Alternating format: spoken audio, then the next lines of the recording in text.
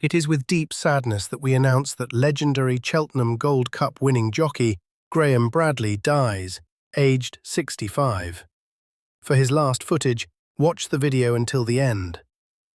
Legendary Cheltenham Gold Cup-winning jockey Graham Bradley has died, aged 65. During an at times controversial 22-year career, Bradley rode more than 700 winners, including the winners of the Champion Hurdle and Irish Grand National. But he was best remembered when he rode Bragourn to victory in the 1983 Gold Cup, in which trainer Michael Dickinson saddled the first 5 finishers.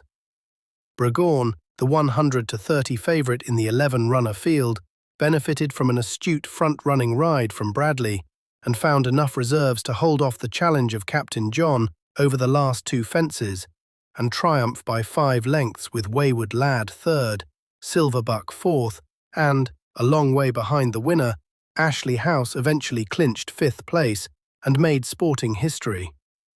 Recalling the race in an interview with Mirror Racing 3 years ago, Bradley said, "I had finished second on Bragourn the year before, in 1982, and we were favourite this time round, so I was hoping we were going to win. I wasn't guaranteed to make the running on him the way I did. I knew when we were beaten in the race before the Gold Cup, in the Jim Ford at Wincanton, that I hadn't gone quick enough on him. But I did end up making most of the running after a couple of furlongs, and I gave him an absolutely brilliant ride and won the race. But I did end up making most of the running after a couple of furlongs, and I gave him an absolutely brilliant ride and won the race." He retired in 1999 and set up as a bloodstock agent. Footballers Steve McManaman and Robbie Fowler were among his clients.